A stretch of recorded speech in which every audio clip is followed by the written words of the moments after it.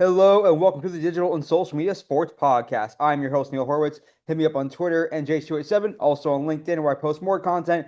The website is dsmsports.net where you can find every episode and tons more content. And of course, this podcast is available on whichever podcast platform is your favorite one.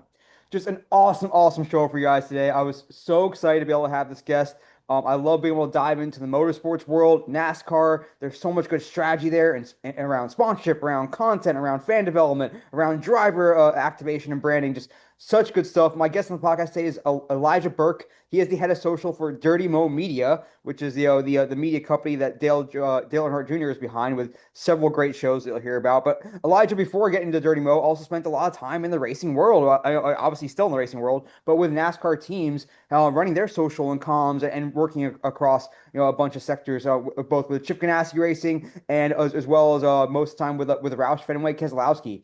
Just such good insight here. I was blown away by just the insight into the practical, pragmatic day-to-day work and also the big picture strategy.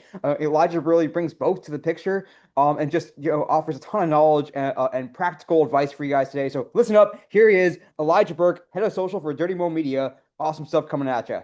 Around like 30 minutes, give or take. I see a place for us to cough. I will say something okay. We'll be back with this episode of Shareable Stat. Then I will catch your breath for 30 seconds, a minute, whatever. Then we'll go straight to the pit stops. That will be a straight Q&A. Then I'll ask for your shout outs, and then I will let you go for the afternoon. Perfect. Yeah, Let's I do took it. a couple notes just to keep myself on track too. So hopefully I can give you some good answers. No, hell yeah. And if for some reason in the middle of things, like someone comes in the room, you have a season sack, whatever, this is obviously not live to tape, so I can always cut and edit things together. I mean, I feel like I'm like talking to like a podcast rookie, and you like fucking work for a company that does it. This is the spiel I've heard now for about 5 weeks since I've been in Dirty Mo. So it's cool to be on the other end. I love it. All right, let's go in three, two, one. I am back on the podcast with today's guest. I'm so excited to be speaking with him. I don't get to talk motorsports enough on this podcast, and really we could have just been recording the last 15, 20 minutes as we were catching up offline a little bit. My guest on the podcast today is Elijah Burke. He is the head of social for Dirty Mo Media. Welcome to the podcast today, Elijah. Yeah, thank you, Neil. Appreciate you having me, man. I'm excited to talk some social, man. It's especially in motorsports. It gets me going. Heck yeah, you have such a wealth of experience, and now at really the one of the biggest media companies in the NASCAR world. They're the biggest media company in NASCAR world, Dirty Mo, but also team experience to speak to. So take us through your background before we get in the meat of our discussion. Your how you got started in the space, what your career's looked like so far, and what your remit is today with Dirty Mo. Yeah, for sure. Yeah, I'll take you back to when I first started watching the sport. So I grew up in upstate New York in Rochester, and NASCAR up there was kind of foreign. Like Yeah. my exposure to it was going to, a Walmart or a Target and seeing the diecast on the shelves, or when NASCAR would come to Watkins Glen, we were one of the closest markets that they wanted to draw an audience from, which is still almost 2 hours away from Watkins Glen, which is kind of crazy. But they bring the show cars up there. I remember, the Tide car, the Kodak car, and like Tony Stewart coming to our local Home Depot. I was a big Tony Stewart fan, and that kind of that really drew me in. My dad would take me to Watkins Glen every year since I was 6. Tony Stewart won the first race. So I was kind of hooked. Wow. And I loved it, man. Like when I got my driver's license, it was what NASCAR race can I drive to now? Um, I got really involved in the NASCAR Twitter space at the time. Mhm. I met some friends, grew so close in relationship with some friends on there that some of them ended up being in my wedding party when I got married a couple years Wow. ago. That whole space became big. And when I got to college, I went to SUNY Brockport Mhm. for the second half of my program, and I didn't really know what I wanted to do in racing, but I knew that I wanted to be in racing. I didn't have an automotive background. I never turned wrenches. I wanted to understand the cars. I looked at the NASCAR Technical Institute, which is a UTI school in Mooresville, North Carolina. It seemed very expensive for what it was, and I didn't feel like it was the right fit. So I was working as a pharmacy tech at Wegmans for 6 years at the time, and I had graduated with a bachelor's degree in business. I just figured business is a big umbrella type Yeah. degree, right? It can go many different directions, at least to understand business, but I kind of wish I would have honed in on like marketing or communications. Never did. All I knew is I was big in the NASCAR Twitter space. In terms of like following it, I built up a little bit of a following for myself. And when I graduated, I had this video that was, in essence, a NASCAR style interview, kind of capping, the college experience and my time there. And when that went out, I think my established NASCAR following helped make that viral. Fox Wow. had picked it up, NBC had picked it up, Wow. NASCAR had picked it up, local news had picked it up and did a story. It was really cool. And for me, like, I left college with zero job opportunities. And when that video went out, literally the day I graduated, it opened up a door to all these opportunities in racing. But Wow. one of them was perfect for me. I was wearing a Credit One bank hat at the time, and that was a Kyle Larson hat. I was a diehard Kyle Larson fan. Like, I followed him from the moment that he entered NASCAR. I'm like, that's my guy. Tony's retiring. Mhm. I was a diehard fan, and I got a DM from a guy on Twitter who ended up being the marketing director at Ganassi. His username was Hot Rod Dad 74, and I thought, this is some random guy on Twitter Yeah. who is just trying to offer me he's faking me out. He's trying to offer me a job. This is not real. Originally, it was an Instagram takeover for the Ganassi account at Pocono because that was a track close to me. And I said, sure. It turned into something bigger. They wanted to hire someone to bring in, partnership leads for their business development department. Mhm. And I said, yeah, I'll take anything at this point. I kind of really can't turn anything down. And it turned into interviewing with Doug Ducart, who was the president at the time, John Olguin, who would later become my boss, and Max Jones, who I did not realize how big of a name in the NASCAR world Max Jones was until I interviewed. But I'm on Chip Ganassi's bus in Michigan. I'm attending as a fan, and I'm interviewing with three of the head people at CGR, and I'm like, I don't Wow. belong here. I don't belong here at all. But I made a good enough impression. The word was that Max said to hire the social kid. I like the social kid. So, but I started with selling sponsorships, or at least trying to bring in leads Mhm. for the business development department to close. I was not good at that. The only partnership I ever sold probably cost the company money out of a barter deal. But I ended up moving over to social because I had spent so much time, you know, following the NASCAR chasms and orange cones and NASCAR Wonkas and mini Chads and all these personalities on Twitter in the Mhm. first era of NASCAR Twitter. And I had all these ideas for the girl who was running social at the time. I turned into me working a hybrid job, half sales, half social. Well, then I was like, I'm way more useful on social. Let's be honest. It's hard to do too. Yeah. So they said, you can be social now. Well, that girl ended up having twins, and she drove an hour to work every day. So she's like, I am going to be a stay-at-home mom now. Mhm. I'm like, oh, so this becomes kind of my domain. Yeah. So I got to run the Chip Ganassi Racing social media for 3 years, 2 years maybe I'll call it. Mhm. And that was awesome. Like, working with Kurt Busch Yeah. and Kyle Larson, Ross Chastain was a dream to work with.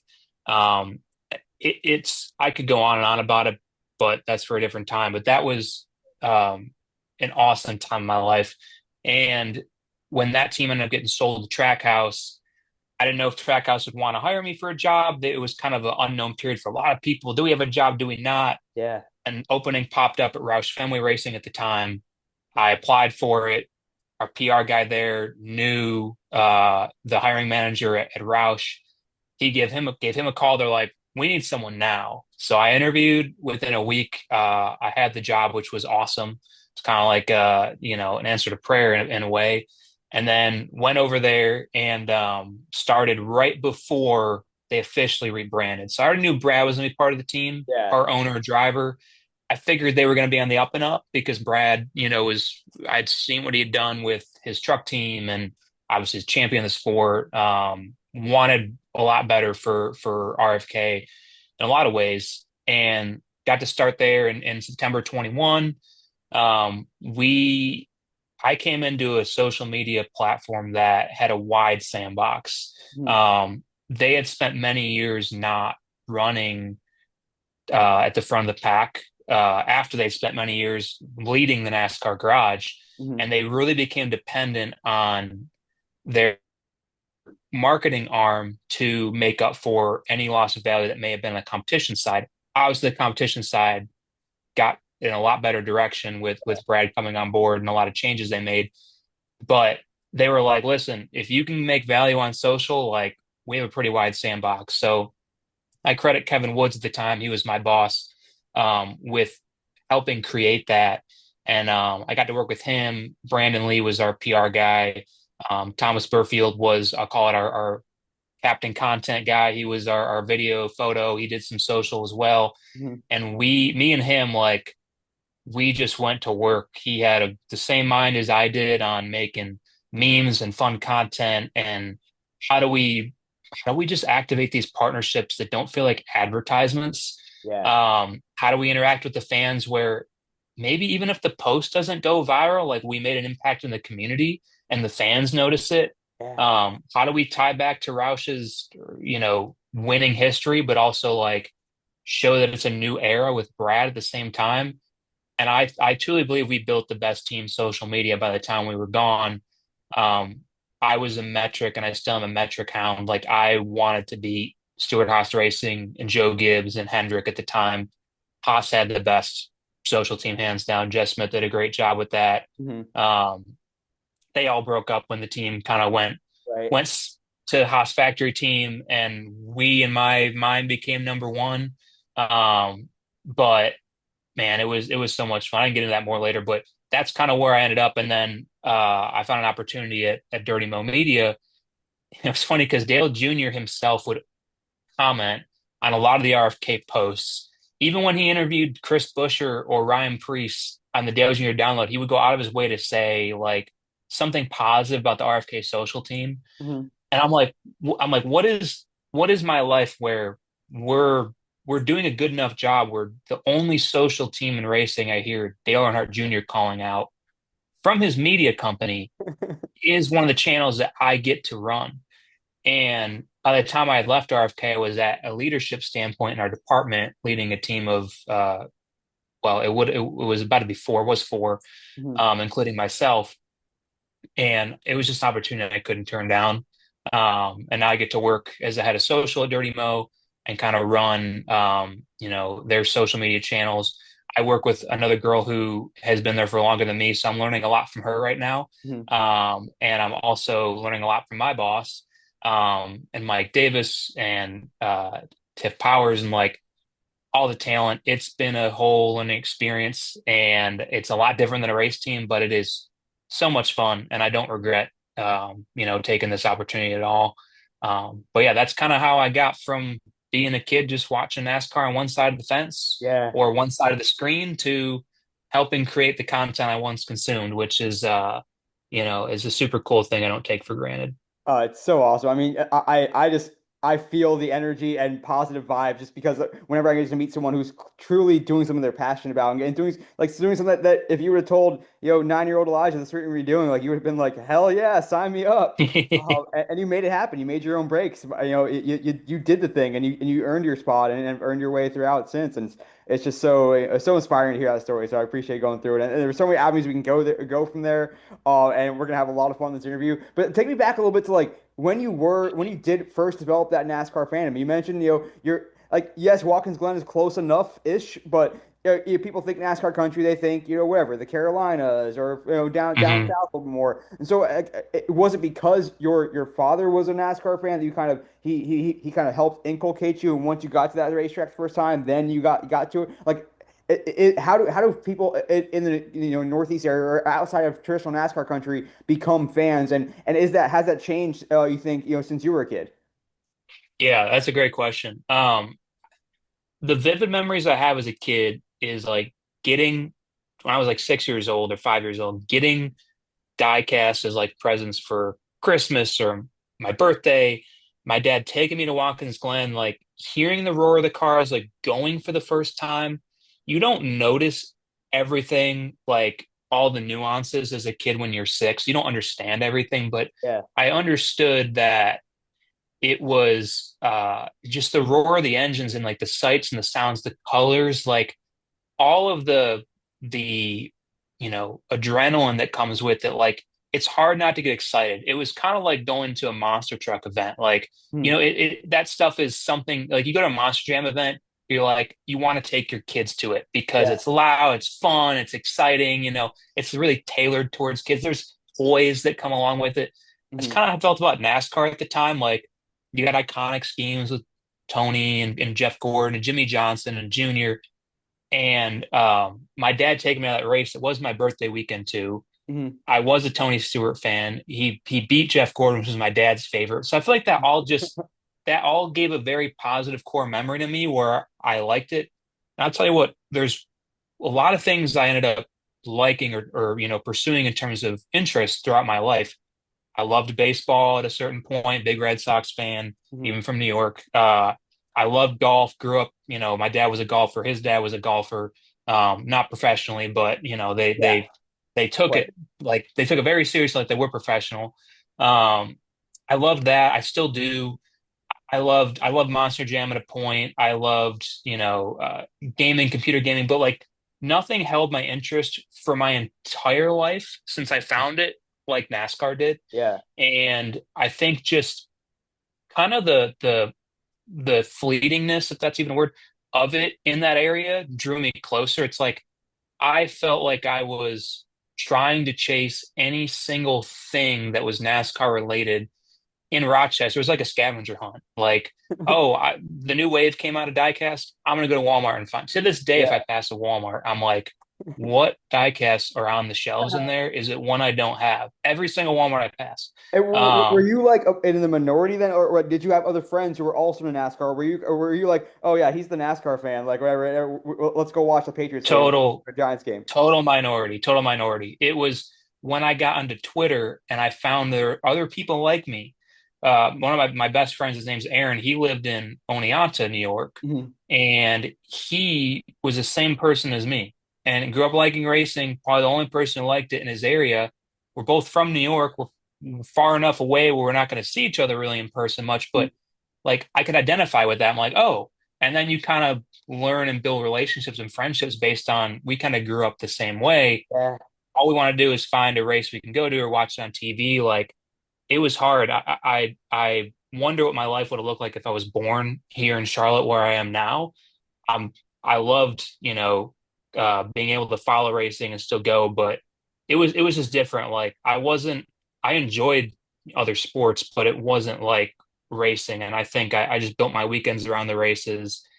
I built all my time around just thinking about the sport. I couldn't get enough of it. Like I couldn't I couldn't consume enough to where I was satisfied. And if I sit in front of a Google, my mind goes idle. My fingers will just automatically type NASCAR out of muscle memory.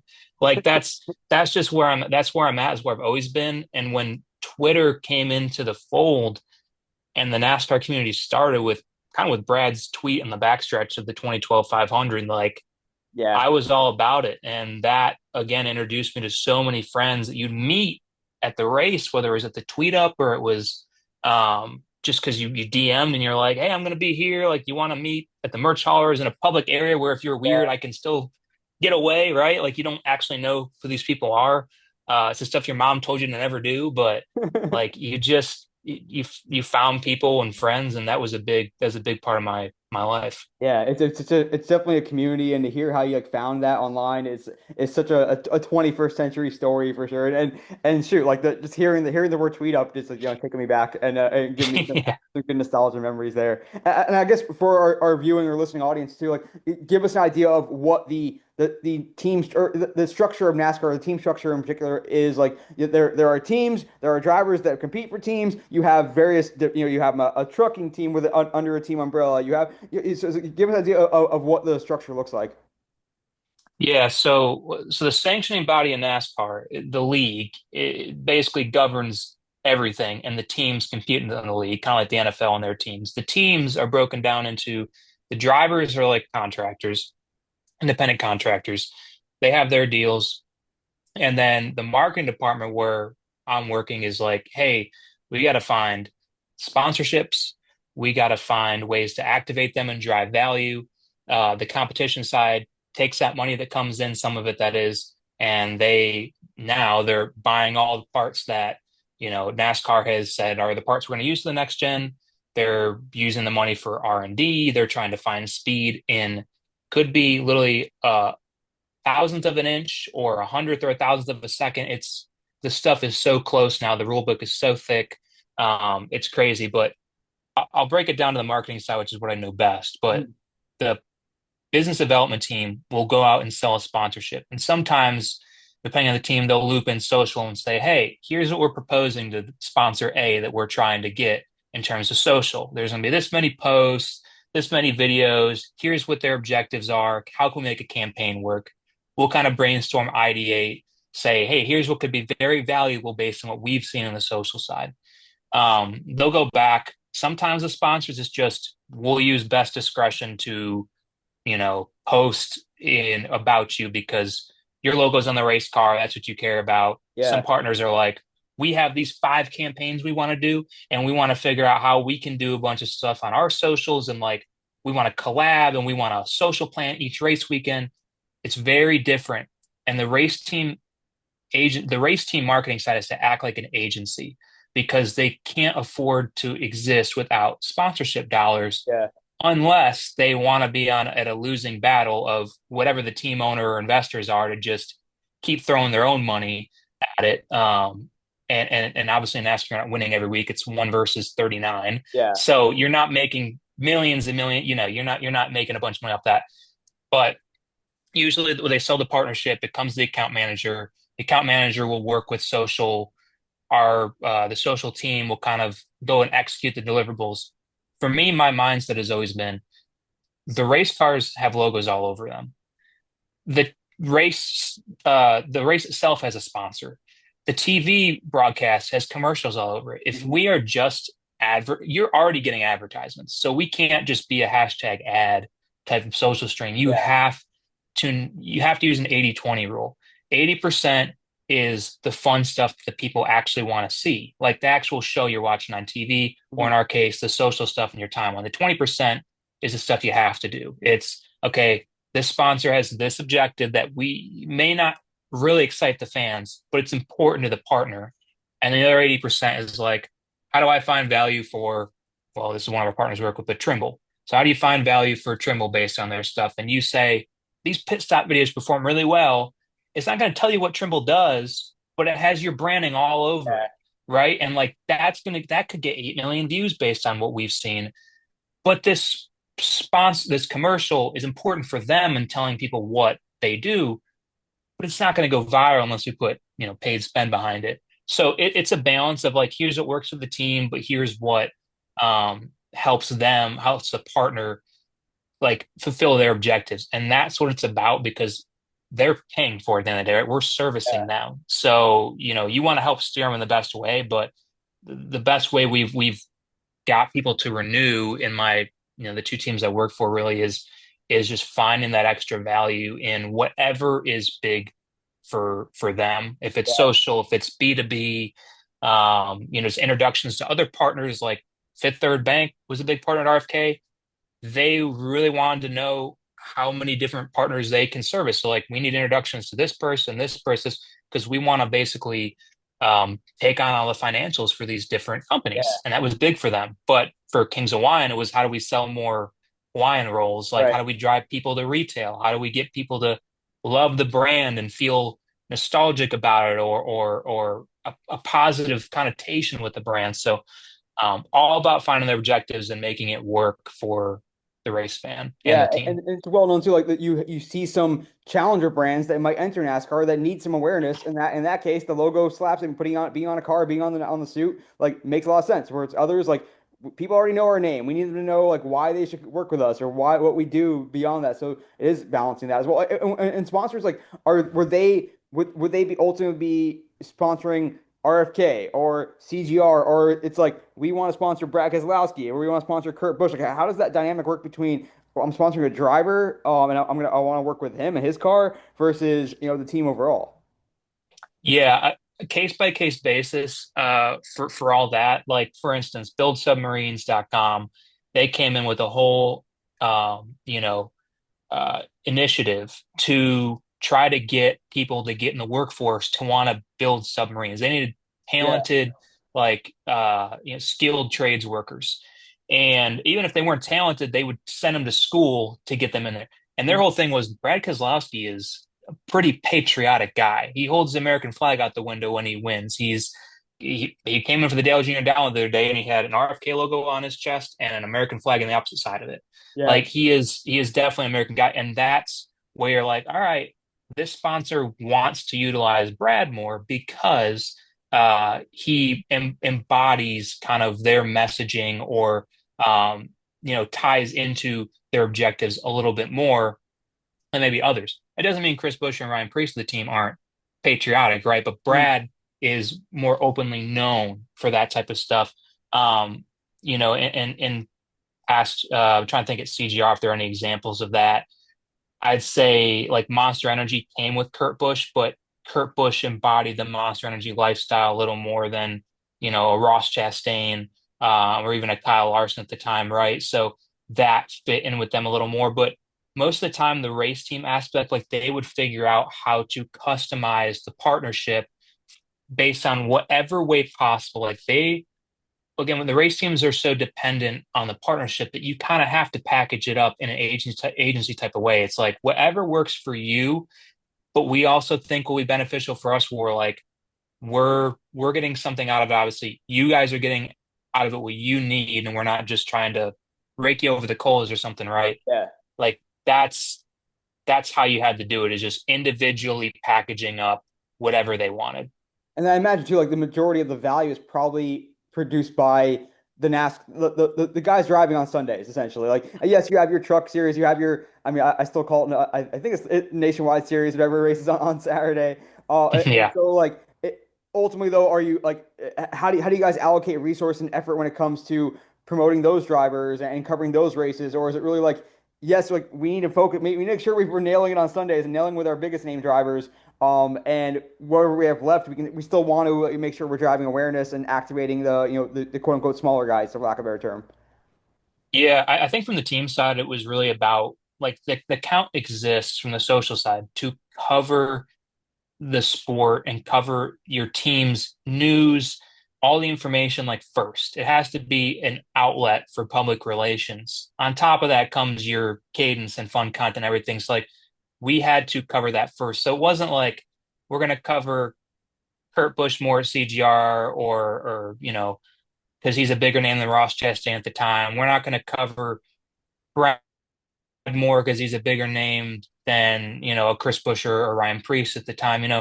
But it was figuring out what post, what campaign fit that driver, fit that moment. Like if Brad Keselowski, if Ryan Preece flips in the Daytona 500, he's going to get a lot of attention after that week that the team needs to capitalize on, Hmm. which is driven by a lot of things, right? Nielsen tracks your TV metrics, which a lot of the partnership value comes from. Hmm. Hey, the logo appeared this many times on TV, right? Here's the equated dollar amount. Right. Then it's the social side of, hey, we had this many impressions, engagements, video views, and number of posts. Here's the estimated dollar value, and you put them together. Sometimes if the car wrecks out on lap 5, social becomes way more important Yeah. because there wasn't much value on TV, but we had like I would spend every week saying, all right, our race week, the Tuesday before the actual race is when like our cadence starts. Hmm. Here's the paint schemes that are being run this week. And everything until Sunday, even well, Sunday included, would focus on those sponsors, that race, like trying to build up a number of impressions and engagements without just doing it just to inflate it. Right. Where I'd say, all right, we're going in the race weekend with 750,000 impressions. So I know for some reason we wreck out on lap 5. I can still turn in a completed homework assignment Yeah. in my mind. Like we still delivered value where it's not like, all right, well, Nielsen gave us nothing. Social, what do you got? And I'm like, 50,000 impressions. And then it's, hey, we need to rethink what we're doing. I Yeah. kind of wanted to be left alone. So I'm like, we need to make sure we do what we need to satisfy the partner, account management, PR, and give the partners the focus. But then with the driver personas, like you still want to tell their story. It's like Ryan Preece is a hard worker and he will grind all the time on whatever project you give him to be better at racing. It's like, how do you tell that? Chris Yeah. Buescher is just your normal Joe you could find in, the aisle at Home Depot. How do you tell the story of just what he does? And then Brad is driver owner. Like, I wish we'd have done a better job of telling that story, but that, like, how do you show that his calendar is so full and he is doing so much and the team's was headed, an upward trajectory? Like, how do you tell that story as well? And how do you do entertaining where people actually care? You know, so there's a lot of different ways, but I'd say it's the team side. It was never about covering one driver more than another. It was about covering the moment Yeah. and just knowing in your mind, like, all right, we've paid a lot of attention to, you know, Ross Chastain here. We need to. Kurt still has fans, and Monster or Gear Wrench or all that. They still need some love here. So from the team side, that's kind of how we balanced it. And how does the fandom actually end up working out as well? Like, is it fair to say, like, are most fans like, I'm a fan of this team, and therefore, as the driver roster changes over the years, I'm still going to be a fan of RCR, of CGR, of RFK, whatever. Or is it true? Is it more like, this is my guy, this is my driver, and I'm more of a fan of the driver than I am of the team? How's that dynamic kind of working out? Yeah, in my opinion, I think that people are fans of the drivers first. The teams don't really have fans. They may have, like, a lot of teams want to create their own brand where they think there are fans of, it's Trackhouse, it's 2311, it's RFK.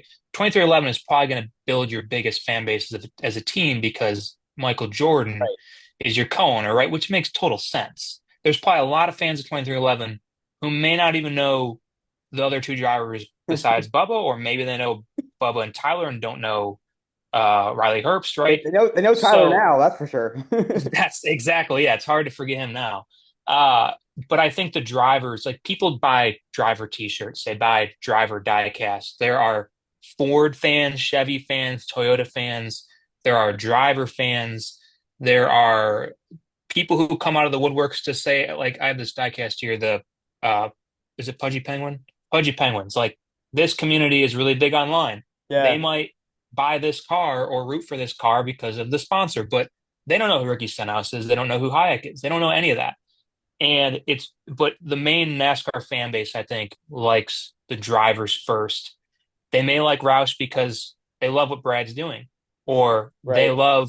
you know, um, they love Jack Roush and what he's done, and Ford and Roush Performance and the Ford Mustang, Roush additions, like all that stuff. But like you bring in the Fenway aspect, right? And I always thought to myself, like, people don't really cheer for Fenway. They cheer for their properties. Like, I'm a Sox Yeah, fan, I'm a Penguins fan, I'm a Liverpool fan. right. I kind of view it the same way as like Fenway literally is, but like that is the RFK. It's like you want to see the team do well. It's not a direct comparison. You want to see the team do well, but you really care about the drivers. Those If Brad Keselowski, Chris Buescher, and Ryan Preece left, and they brought in three no-name drivers, that team would lose a lot of their fan base and social following because people follow the drivers, and that's the big part of it. Is those drivers have a huge stake, and it's like, how much time do you want to spend building up a driver's brand if you don't know they're going to be there for Right. the long term? Are you building up their brand for them to go somewhere else, or are you invested in them to stay there for the long term? Yeah. And so in that sense too, like, are you then, like, is there not really is building the brand of the team not really the main focus or the goal? Like, you're there to service the drivers who are on your roster at the time, maximizing those fans and positioning whatever CGR positioning RFK as this is where you go to get content related to your favorite driver, whichever of the three are your favorite drivers. Yeah, and it's a low question. It's a very strategic method of doing so. You want from the fan standpoint, they want to see what's happening with their driver.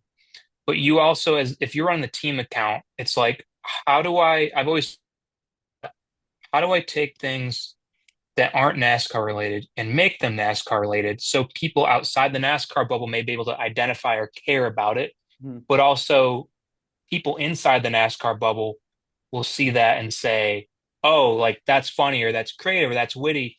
And that's associated with the RFK brand. And you kind of have to do it so many times to where people, like the algorithm either feeds people that stuff more because they're stopping and taking time to look at it, or they just build up a positive connotation with the team.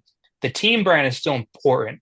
It's important to me because you want if you can make someone say they're a fan of the team because of their social media, or if that is like the biggest compliment to me. Like you Yeah. chose to root for our team because you like the admin or you like the content. That's still important. And I think the brand of the team is still important, but the drivers are mainly who the fans follow for, unless you're giving something totally different. That I think is what RFK tried to do with we're gonna be self-deprecating and seriously unserious Mhm. and follow along with the race with memes and comment on other people's struggles and triumphs, not just our own, like the jumbotron mentality at a stadium, right? Like we're just trying to be fun, and that's where I think you build the team brand, which is still important. Yeah, no, it's like you said, it's a really interesting dynamic, and you think even in the pro sports world, like you see a little bit of this all over the place. Not necessarily pro sports, even like I'm thinking about college sports, where in the transfer portal era, where if you are an LSU fan, you are going to root for LSU, even if the star players that were your favorite players transfer after one day after another. But whereas in Hmm. the pro sports world, like or rather like NBA world even, or certainly NASCAR and F1, like I'm going to root for which my guy or my girl wherever he or she goes. And if Right. I might have a new favorite team next week because they got traded or they moved in free agency or whatever it might be. And so it's a fascinating thing to have to sort of balance that picture all the time.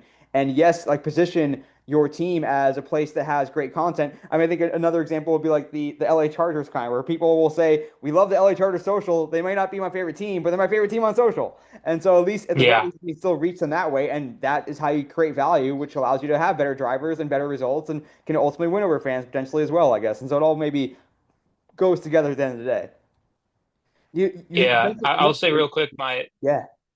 Go I ahead. just say real quick, my favorite barometer of knowing we've done a good job is not when the metrics are higher than your other teams you're competing against, or you've delivered back to a partner and said, "Hey, we got you this many impressions and video views, this much dollar value." It's when like NASCAR Reddit will have one random person post in there, "Hey, who's the best NASCAR team to follow on social?"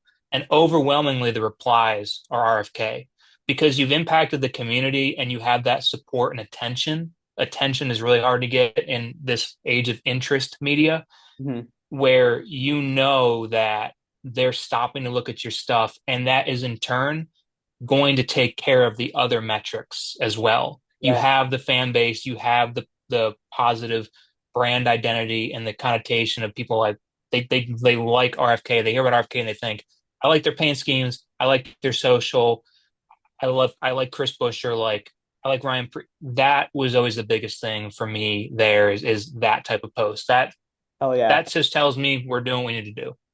When you think about the fans, like the audience you're going after, like are you trying to create new motorsports fans? You kind of alluded to it before too, like especially in this newer-ish day and age of of algorithm fueled content consumption, where you can potentially reach someone who's never watched a NASCAR race, but they may enjoy this crazy video or this crazy crash or this really cool pit stop or this funny thing a driver did or said or whatever. And so like, are you focused on let's try to let's try to create fans of our team or try to engage our fans, engage our drivers' fans, or is there also like a balance of you where like we can bring in new fans into the realm and also what kind of content do you find that actually appeals to those non quote unquote non fans?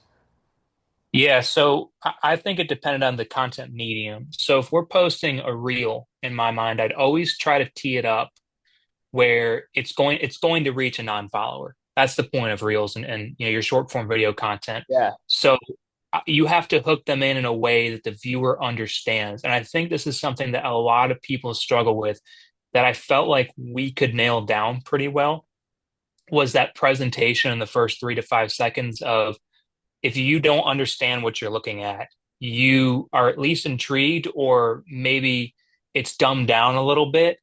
And I think that would help with, the shares, which are big on Instagram, obviously, your engagement, commenting, just again, the humor aspect of it. It was all big.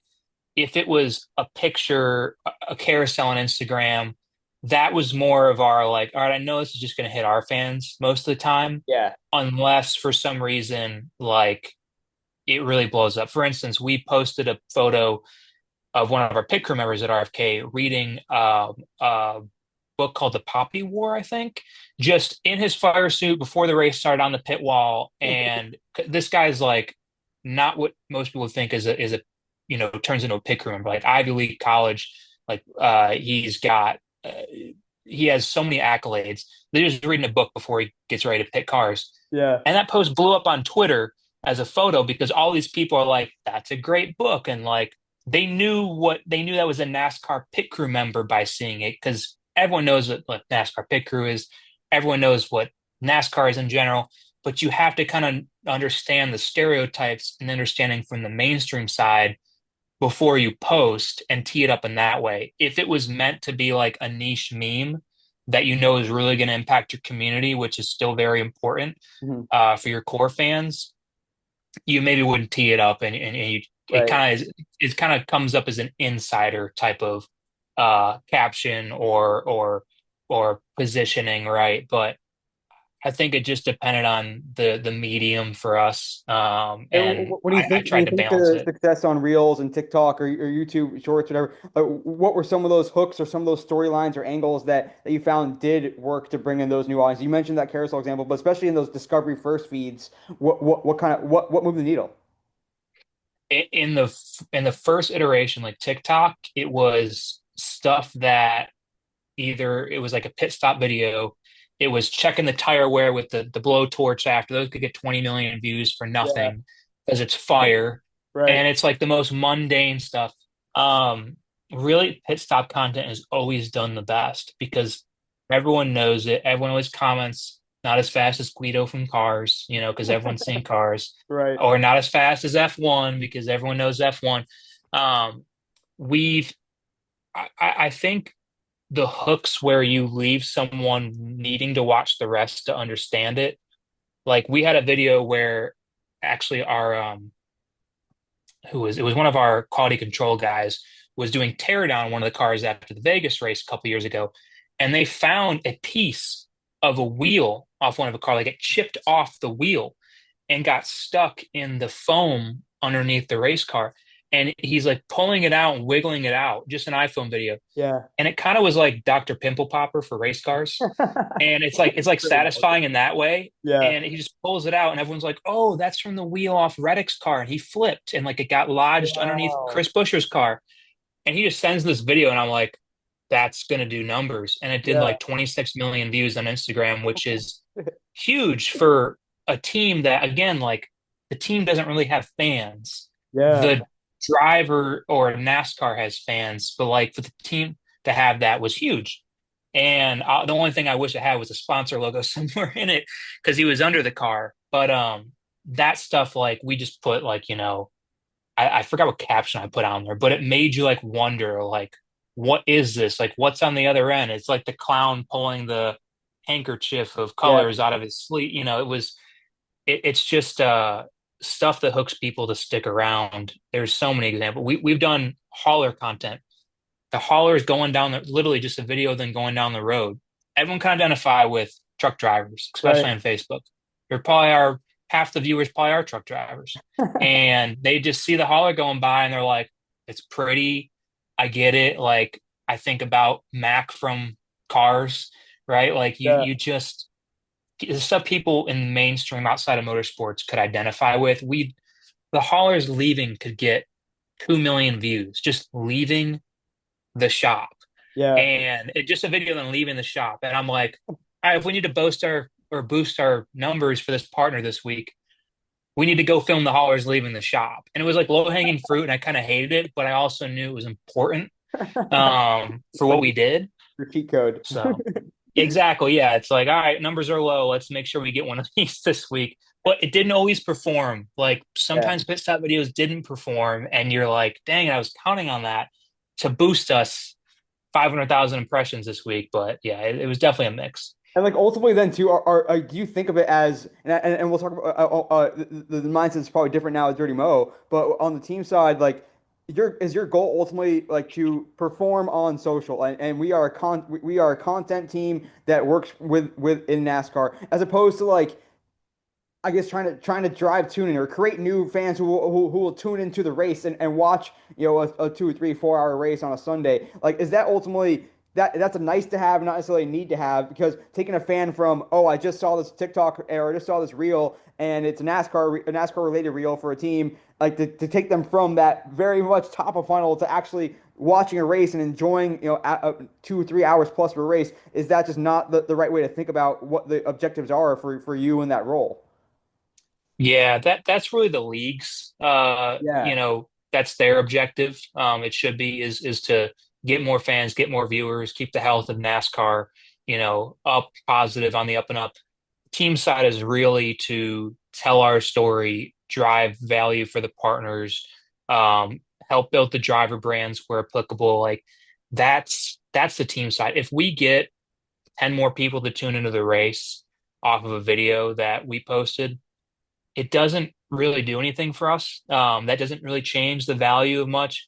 If we get someone to say, I want to buy some of that team's merch, or I want to start following this driver because I saw their personality shine through in this video, or, oh, Brian Priest flipped, some random person sees that and they're like, I want to research this guy. Oh, he's flipped before that. Like, this guy's a trooper, right? He's a badass. That's kind of our goal, or was our goal on the team side for me, was how do you keep the team happy, the partners happy, keep the fans happy too, because you got to have the fans happy for them to want to watch your stuff, just like NASCAR needs the yeah, fans interested to watch their stuff. I was not concerned with raising the viewership of the sport. That really wasn't right. our objective, but it was a nice side effect if Or at least like we ever creating could a translate fan of that. the sport. Like not maybe they're not tuning in, but at least like them starting to care about who wins each race. Then going from there, Yeah, maybe they start to care about like what was this in race strategy that caused this driver to go from leading for the first few laps or first several hundred laps to not leading or to win a stage. Like and so I guess like the funnel can look like. You see a really crazy clip of Ryan Priest crashing. Maybe you search his name, and now you're gonna get served more content that has to do with Ryan Priest. Eventually, you hit follow, right, you buy a T-shirt, then, and you sort of slowly move down that funnel from I didn't know Ryan Priest at all, a week ago, but now I'm seeing more of his content. Now I'm becoming a fan. Maybe eventually I tune into like the tail end of a race because he's leading or among the top of the pack. And so I guess I'm trying to right. think like how that funnel works of someone who has never considered themselves a NASCAR fan at all to eventually becoming something of a fan of a driver or and of the sport in general as well. Like becoming like you can't necessarily become a gearhead overnight, I guess. Yeah. Yeah, no, you're right. And that was hearing those stories, or which we'd hear sometimes, or seeing the comments of like, again, it's the I, I root for RFK because of the social, or like I don't know how people found Ryan Priest sometimes. Sometimes it's because of that, or people found Chris Buescher. But when the drivers' followings are up and their engagement's up and their social is good, it does help the team because the team is also selling the drivers in these partnership deals. That's the teams get the partners get the naming rights to the team and brand the driver. Like no other sport outside of motorsports are you like it's not the New York Kings Hawaiian Yankees, right? But it's Right. like the number six Kings Hawaiian Ford. Like you're not really ever saying the number six Ford. It's always the Right. sponsor in there, right? And the drivers. So that's a little off topic, but I think you're right. It was a little bit about that, but that was like I knew if we were doing a good enough job with the views and the engagement, that stuff would just naturally come. Yeah. But you for me as a fan too, like I wanted to create more fans in the back of my mind. I just knew if we were only trying to do that, then we kind of lose sight of the main objectives as, in social digital. Um, I think that's again more for the league to do, but it is cool when the team and the drivers can play a part in that. How do you think about collaborating with the drivers as well? Like because the drivers are the front face, the people are as we've been talking about for a while now here is that the people are fans of the drivers first and the teams most for the most part secondary at best.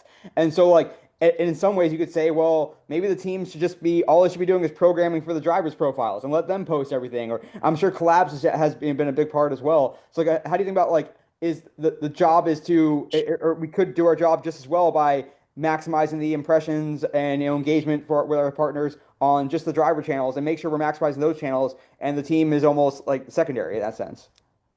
Yeah, I think for us the in the team side, it was always about boosting the team channel first. Because again, like that was what, at least for me, like that was what I was hired to do it both. But whenever you could collab with the drivers, it was always a plus. And the driver stuff gets picked up more than the team stuff because the drivers they post less and you're hearing from a person. Yeah. The team, we tried to personalize and humanize the voice because it made it feel more like you're talking to a real person, not a PR bot.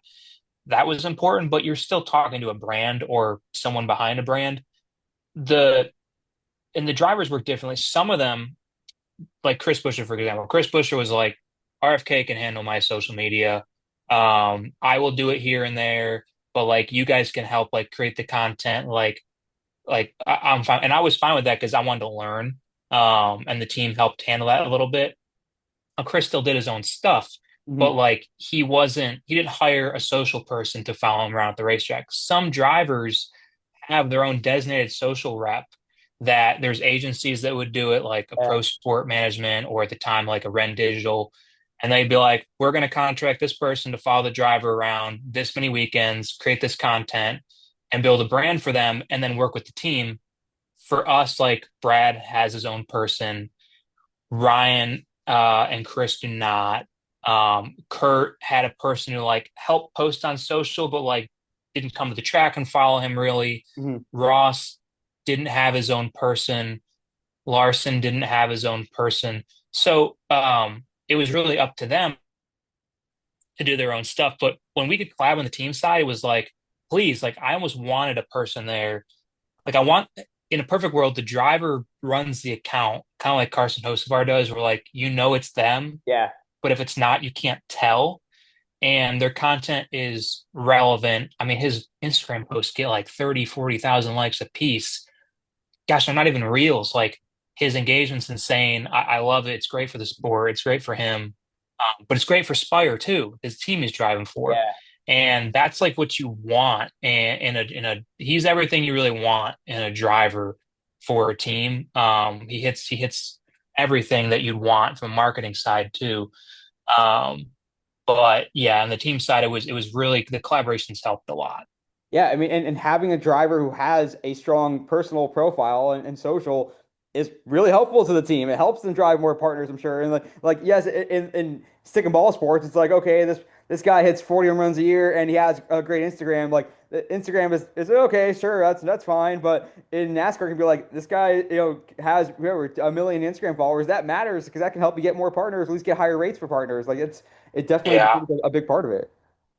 100%. Yeah, a lot of the times the drivers will exceed the following of the teams. Maybe not as much anymore, the active drivers, just because some of the um, some of the teams have just been around for a long time, so they've had a Right. lot more lead time to generate more followers. But then some drivers who like at the time like a Jeff Gordon or a Jimmy Johnson or even now like a Kyle Busch or then a Kevin Harvick, like they've had built up a huge following if they took advantage of social when it was first starting, and Right. maybe they still have someone doing content for them. So I think in NASCAR you'd see a lot of drivers that have a bigger following than teams in some areas, but maybe not as much anymore because a lot of the drivers are skewing on the younger side, so their Right. accounts haven't been around for as long.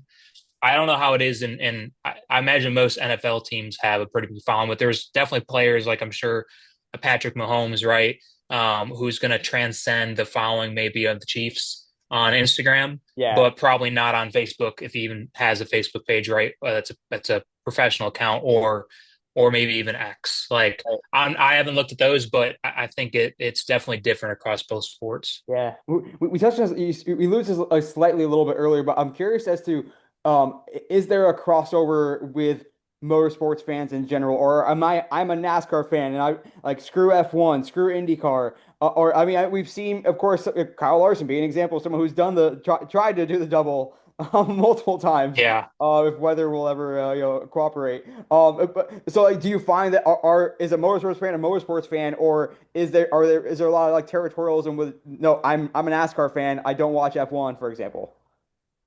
Yeah, I think there's a lot of crossover. F1, there's a lot less than there is. I think there's a lot of NASCAR fans who, at least that I see on Twitter, there's different categories of NASCAR fans. Like your Facebook NASCAR fans probably aren't watching F1. Your Twitter NASCAR fans, I see a lot of tweets about it.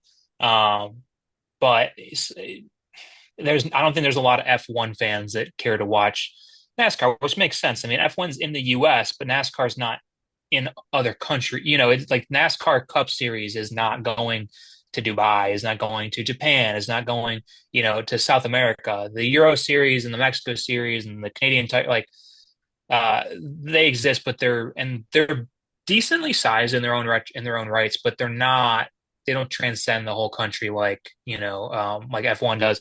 I think NASCAR and IndyCar is more crossover. Has the most crossover just because they're both American sports. Many mainstream people would probably think the Indy 500 is a NASCAR race, or the Daytona, like the Daytona 500 and Indy 500 the same Right. thing, right? Like that's kind of what I've seen in the past. I think there's more crossover now than there was. I think you saw the Indy NASCAR doubleheader in Phoenix Yeah, which is last great. week, which yeah, it's great for the sport. IndyCar is having a surge right now, especially with the Fox deal. I think that's huge Yeah. for them. I just don't. I still think NASCAR is the top dog, especially with TV ratings in the United States. And NASCAR knows they're being challenged in a way, and they definitely tried to step up and get back to their roots and get back to where the sport was maybe 20 years ago. They're definitely trying to go that way, but um, I I think there's a lot more crossover than there used to be. But Do you think it's like still I don't know. did Drive to Survive and the rise of F1 was there any sort of like ancillary rising tide lifts all boats that now more people are interested in motorsports in general and hey, NASCAR's in our backyard here. Like did that help move the needle at all for NASCAR, you think? I think Drive to Survive moved the needle for F1 and not really NASCAR Yeah, because it's so different. Like NASCAR tried to do full speed, which right. is their version. So many sports that try to do their version of Drive to Survive, but nobody can. I did watch, I don't know if you have, but the Prime just took over full speed from Netflix and they put Mhm. out their first episode. And I mean, it's good. It's the problem is it's not F1. The lifestyle is not even close. The storylines are good, but you just can't duplicate it. But it is good for NASCAR to have that Yeah. for themselves. I don't think Drive to Survive did anything great for NASCAR. If anything, it lowered their market share in the U.S. in my Interesting. opinion, Yeah. especially with F1 adding more U.S. races. Yeah. And part of the Drive to Survive, I think, appeal was the drama, whether it was manufactured or not, the pettiness almost of the drivers. And we talked a little bit about this offline as well around like would it be good for NASCAR, good for an individual team if a NASCAR driver just was popping off every week and saying a bunch of crazy shit, or being some, or like attacking other drivers verbally or physically, and we've seen that a little bit as well. And so like ultimately, like is there a benefit to being a polarizing driver, or do you have to kind of balance that a little bit because you want to make sure you're not going to alienate partners in the real world? Yeah, I think the sport was built on polarizing drivers and personalities. Like the sport really took off. I mean, NASCAR was introduced to a lot of people through the 1979 Daytona 500. We had two Yeah, guys fighting at the end of the race Dale when everyone Yarborough. snowed into their homes. Yeah, yeah, and people discovered like, wait, these guys fight? Like this is the biggest race. I got to tune in next week. And I think you've seen a corporatization of a lot of drivers over the years. I think we're getting back to, maybe not penalizing for fights and allowing that to happen a little more. It is a big thing, though. I mean, I know that there have been calls in the past when, you got one brand and one driver fighting and one brand and another driver fighting, and one of them loves it and one of them is maybe like, that doesn't match our values, what we stand Yeah. for, right? Like, I don't want my logo all over TV. For the NASCAR fans aren't like, yeah, I hate Lowe's because my driver was fighting. But maybe a lot of people who don't understand racing see that on ESPN or Good Morning America or whatever it is, and they don't, they're like, oh, that's crazy. Like, it's just not, maybe not positive PR, but some brands, I think, especially more now, are willing to get edgy or willing to lean into it. Most polarizing driver right now is Carson Hocevar, and it's good for the sport because everybody's talking about it. The drivers are a bit angry and frustrated with him, and he does not care. At least he says he does not care, and that interests me to want to tune in the next week of who's he going to run into, who's going to say something about him. Is someone finally going to pay him back? Yeah. Cole Custer did at Coda, and I wish we saw like a replay of it on TV. But like, I wish someone would go and confront him in person because that's what everyone's kind of wanting to do or like building up to do. It's the Jeff Gordon or Tony Stewart, the Kyle Busch. Like, you need those people, Totally. and I'm all about it. And I mean, Kyle Busch did it for how long with M&Ms on his fire suit? The Mars family probably had many conversations, but they also knew he was winning, and Kyle Busch was getting them a lot of attention. But it's tough when your brand is mostly marketed to kids. Yeah. I think it just depends on who's on the fire suit. Monster Energy would probably love, their drivers fighting every weekend. They probably love it, right? But some brands would say, I don't like that our driver fought with our branding all over him. I think it's just case by case basis. Yeah, no, it's such a smart point. I really appreciate that insightful answer. So a few minutes left here with Elijah Burke. He's head of social with Dirty Mo Media. Elijah, I feel like we're just getting started. I could pick your brain all day on this stuff. I do want to talk about Dirty Mo. First, Yeah. I guess like give us an idea of give our viewers, listeners, what Dirty Mo is. You mentioned and all the different properties that are under it, and then different types of shows that are under it, and may appeal to different types of fans. Like, give us the overview of the Dirty Mo, kind of family and ecosystem. Yeah. So Dirty Mo Media is a media company, obviously, but it is a Dale Earnhardt Jr. owned media company. It started, I want to say, almost 2 decades ago now, where it was really just, two guys recapping Dale Earnhardt Jr.'s race weekend, and it's turned into what people know now as the Dale Jr. Download, which is a staple, the Yeah. flagship show. You have Actions Detrimental, which is Denny Hamlin's weekly race podcast. You have Door Bumper Clear, which is Freddie Kraft, Tommy Baldwin, Carson Elledge. They're kind of a little bit more. I'll call it the unbuttoned approach on some of. I mean that in a positive way. They're just shirt untucked type of approach to what happened in the race weekend and things in the racing. Very, very fun, very, very fun vibe being in there for those recordings. And you have shows where you have like Jeff Gluck and Jordan Bianchi from the NASCAR media world who are breaking down the race hours after it happens in a live stream. You have new shows like Sons and Daughters, which is Shannon Spake kind of interviewing different people like Coach K and Marty Smith and talking about everyone's a son or a daughter of someone, like what's your origin story, and giving a deeper understanding. The system itself is mostly based on motorsports and NASCAR content, but it's not just Dale Jr. anymore. As it started, it's many other faces and properties inside the sport, and it's really had to adapt and evolve over time. And I give a lot of credit to Davis, who's led the charge over there to make it successful. And it's something that it's a new challenge for me because I told you a little bit about this offline, but like the race team existed to win races, and social was a part of activating partnerships that helped paid for that. Um, but at Dirty Mo Media, like content is what they exist to do. That's the product. So that is the product. So it to me, it's pressure's on type moment, right? Yeah. But it drives me knowing that what we'll do makes that much more of a difference. I'm still learning all that they do right now. I'm still learning how the processes are. I'm still learning, how all the technical side of the shows work. Not that I'm going to need to know everything, but I want to understand who's comfortable with what. Um, but it's the company is kind of like it's kind of like Barstool NASCAR, in a way. It's wanted to be in the conversation, like Barstool wants to be in the conversation of all sports and be on top of news. And if I think the aspirations of Dirty My Media are kind of to do the same.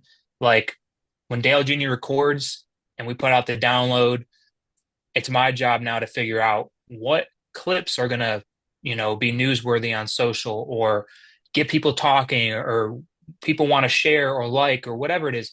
And then it's also we want to be in the conversation on race day with our race fans. We want to be in the conversation on news that drops with they just started a channel called Dirty Mo Overdrive, which is like, let's say some big news drops and someone wants a quick react iPhone video to it.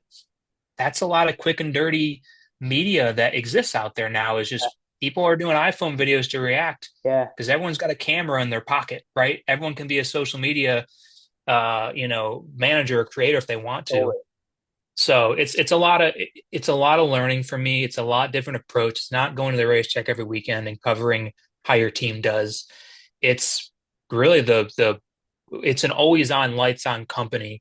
And it is in the conversation all the time. Like I tried to approach it with RFK and with Chip Ganassi Racing, but it's very much driven by the shows. And, our guest on the show could really elevate or not sometimes the viewership, but you still have the Dale Jr. effect.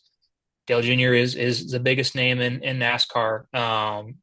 Still, I mean, he's selling more merch, I'm sure, than doing one Xfinity race a year than a lot of drivers are doing with 38 Cup races a year. Yeah. He's junior and he's he's a fan of the sport first, and I identify with that so much. And I think as I get more comfortable with everything, we're going to have a lot of fun. But I know he was a fan of what we did at RFK first, which gives me a lot of confidence to Yeah. try to take a similar approach here.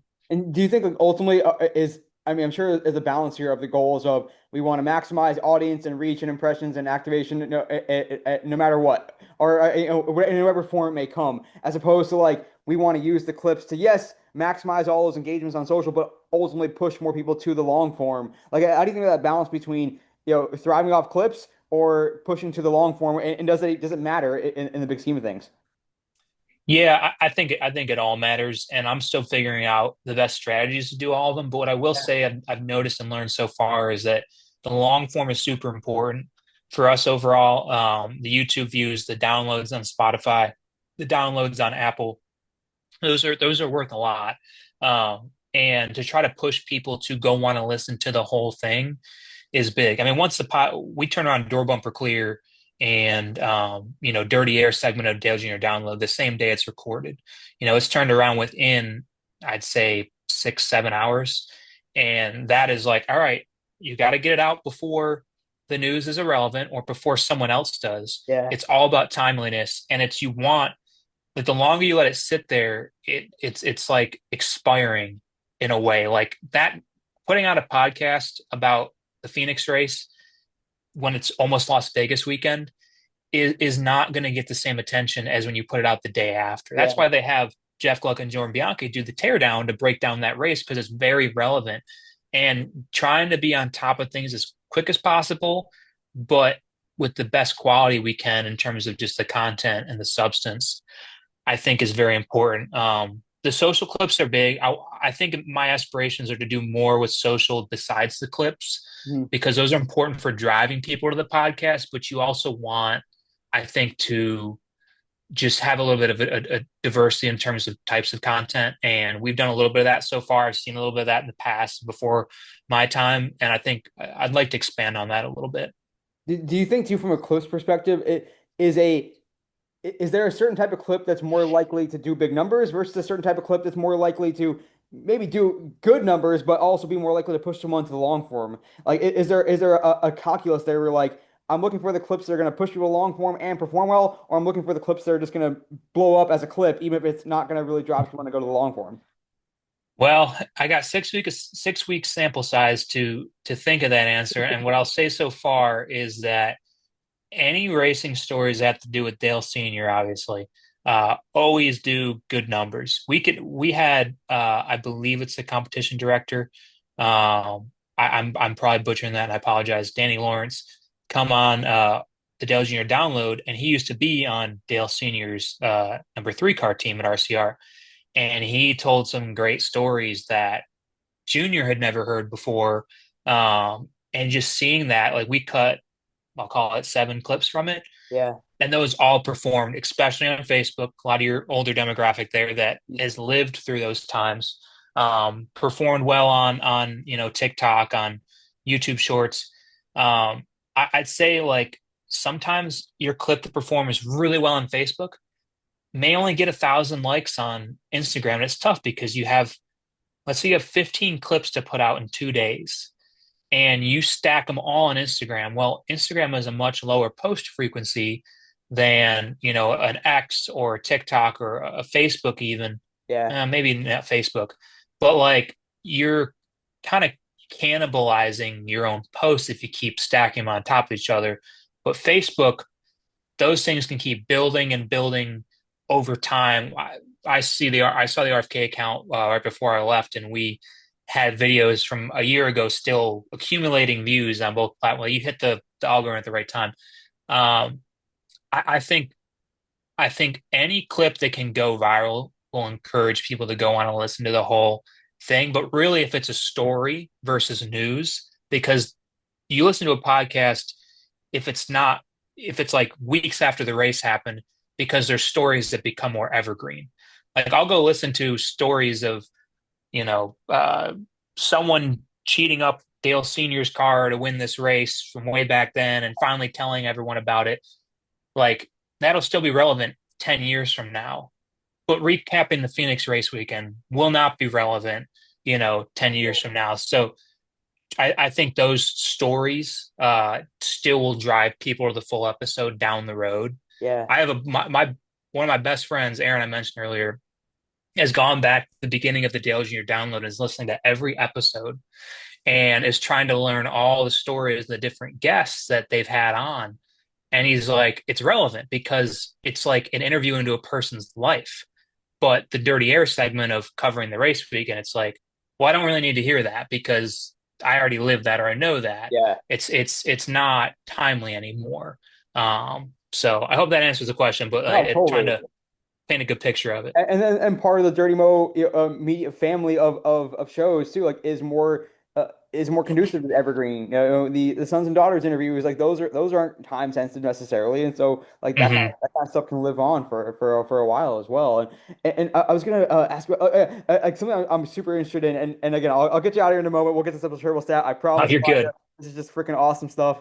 Is what it's like to try to finagle all these clips and all there's only so many hours in the day. You can't listen to every single show or watch every single show yourself. And so like how do you end up discovering like what to clip, how it gets done, what the operation looks like, what the tech stack looks like? Maybe you're still understanding and building it out potentially, but what's that process like? Because it's kind of intimidating for me to just think about it. Yeah, well, you're right. Not one person can do it all with, I mean, it's got to be 10 shows over here. Um, Me and another girl on my team, we will basically divide the shows. So I'll sit in for Door Bumper Clear and Dale Jr. Download and the Gluckcast on Thursdays, and really try to listen to the whole interview. If we're not covering some social live, there's a guy who takes notes. His name is Bobby, and he's awesome.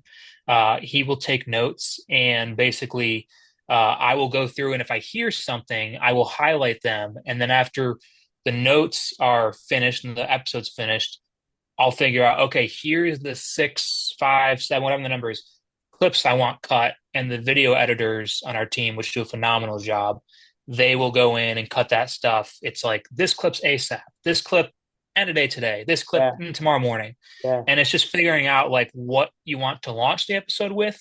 Like for instance, when Door Bumper Clear has a take on Cletus McFarland, it's probably going to be your best video in terms of performance or engagement.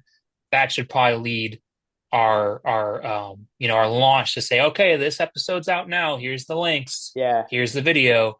Um, so really, it for me, I feel like my strength has always been identifying good content. Maybe it's not, you know, ideating and growing and building and like I've gotten better at that over the years, but identifying what will be good content with the motorsports community, Yeah. at least from the team side, I definitely like I have a good understanding, and I'm learning more in the Dirty Mo side of it's a different demographic in a way of what will perform. But yeah, I'm basically covering 3 to 4 shows right now. I'll call it 4 shows, and there's going to be more, and there's going to be more added. But right now, I'm trying to get my arms around all those. And ultimately too, like, are you like speaking to different audiences depending on which show you're promoting? Like, the fans, or is the goal to make someone a fan of if you're a fan of this show on Dirty Mo, then check out this show. I mean, I'm sure you like that kind of crossover, but like, you have to kind of keep your keep your wits about you, being like, this is a Dale Jr. account or show that we're promoting, and that's gonna have a different type of audience than Jeff Gluck and Jordan Bianchi will, or than Shannon Spake will, or whatever. Like, is it truly speaking, trying to build one monolithic audience, or understanding and leaning into the fact that these are different types of NASCAR fans? Yeah, for sure. That's a great question. For me, so far, I've noticed that it it's I try to be cognizant that most people who follow Dirty Mo are probably Dale Jr. fans or like Dale Jr. fans because that's how the company was built. And he's also obviously the biggest name attached to all of it. But when we post about the teardown, like Jeff Gordon, Jeff Gluck and Jordan Bianchi, I always call him Jeff Gordon because Jeff Jordan.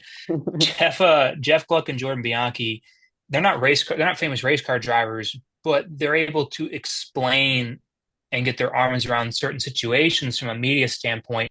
Some might say, hey, this clip may not perform the best on Facebook, but it can get a conversation started on Twitter where they're very active and they have big followings, especially Jeff Yeah. Gluck. Or maybe it's they had an interview with like they said an interview with Chase Briscoe, Jeff Gluck did, and Briscoe's like, Darlington race is going to be crazy, tire fall is going to be crazy. We had no diffuser, like we're going to be sliding around. You can't, don't miss it. I'm like, we got to cut that because he's really selling the race, Hmm. and you put that on all the platforms because NASCAR fans are going to appeal. I I still think like anything Dale Jr. just does well because it's Dale Jr., right? But there are still ways to clip things that are going to do better than others. Like people want to hear from Dale, and that's a huge value of Dirty Mo is you have someone like that willing to put himself out there week after week and commit the time to do it. Um, and same thing like with Denny Hamlin as well. But I think you're cognizant of like maybe you frame the clip a little differently because certain people in your followers are gonna want to see this, but some people are also following for what Nenny says, or Yeah. what Door Bumper Clear says. And I'm still learning who's a fan of what or how different posts perform based on what it is, and I just want to make every post go viral. That's like I want to make every post, get enough views and engagement and bring new followers. And like I want to do the best that I can. Um, I think you definitely have to be cognizant of what clip is going to appeal to the different people who are following because of one personality or another. Yeah. Or it just one approach versus another. And that kind of leads me to the last question before we get to the triple stat, is kind of like from a big picture perspective, not necessarily just Dirty Mo, but from NASCAR in general. Like, what are the angles or areas that the sport should lean into to develop more fans and develop younger fans who are going to be the next generation of fans? Like, is should we be talking about, oh, how are the track conditions going to affect the in race strategy for a given team, or a given race day, or leaning into driver personalities, or leaning into more like culture or lifestyle, like music and food and fashion, or we mentioned like maybe crossover with PBR. Like, what are things that NASCAR should be doing to grow the overall fan base? Yeah, that's $1 million question. Oh yeah, do we have another 3 hours? Yeah. Yeah, right. Exactly. Yeah. How much time do we have? Uh, I wish it could all have been retained from where it was when I started watching. I know there's reasons why it hasn't. A lot of it has to do with people wanted to follow their driver, right? And their driver retired. Yeah. People might be Yankees fans, and the Yankees aren't going anywhere. Derek Jeter leaves, is still a Yankees fan, but if Jeff Gordon retires, that it's a drop off in viewership for a lot of people who watched for him, right? And they don't have the same connection to Kyle Larson or William Byron or Chase Elliott. Um, I think NASCAR just needs to do what it's known for and not care what anyone else thinks. Because when NASCAR was about what they're getting back to, in my opinion, people wanted to watch, and it got to a point where you couldn't ignore it. And it was so valuable that once it got introduced more to pop culture, you saw it like Talladega Nights, Yeah. Cars, the Looney Tunes movie, Jeff Gordon has a cameo, Jeff Gordon hosting Saturday Night Live. Like you have all these different pop culture moments that still happen here or there. They're not as big. Like you don't really have drivers going on late night shows anymore. Right. You need the drivers to be the stars, and NASCAR's tried that a lot and tried to incentivize that with the DAP program. I think they're trying to get the drivers to free up, and show more of their personality. I think they just need to stick to what they do and appeal. If you appeal to the people who already watch, they're going to be your, I'll call it external champions of the sport. They're going to want to say, hey, you need to come to a race. And then they make a new fan that way. It's hard to be a fan watching on TV. Getting people to say, hey, come to a race with us because I'm a diehard and I want to go.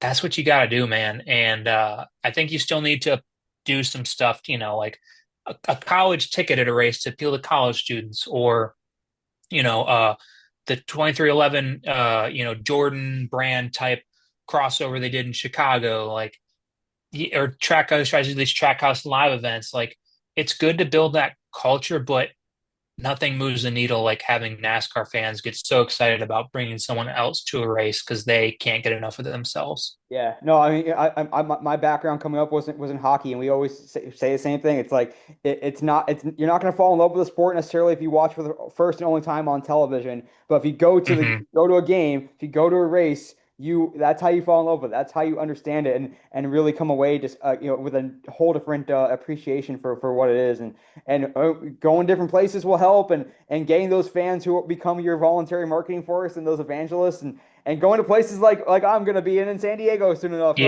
this that's summer right. will allow people to get exposed to it as well. So the future is bright, and you have media companies like Dirty Mo, which is helping to tell that story as well, and to reach more of a broader audience. And Elijah, such good stuff. And we're having some fun with you in our pit stop segment. First episode's shareable stat coming up right now.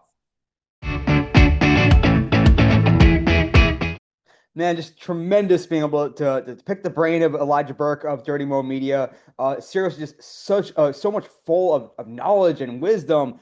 Still very young for his age, but has such good experience and can bring so much to the table, as you heard there. But stick around because we're gonna have some more fun with Elijah, and you're gonna hear some more good advice in the pit stops segment. But first, this episode's shareable stat. This episode's shareable stat is not so much a single number, but I just couldn't help but want to share it with the audience in case you somehow missed it, although I doubt many of you did. And it comes from Rachel Carton's link in bio newsletter.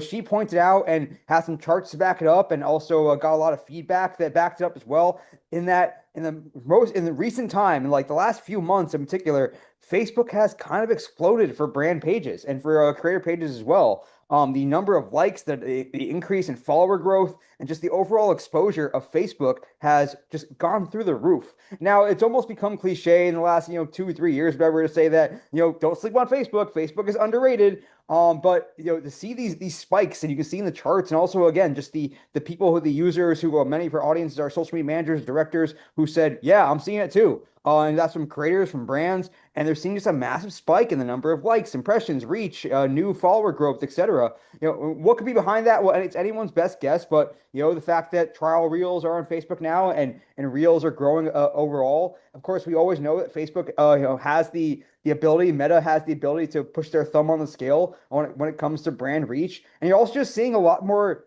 discoverability in the main Facebook feed as well. Depending on how much you scroll on there, I'm trying to check it out more myself.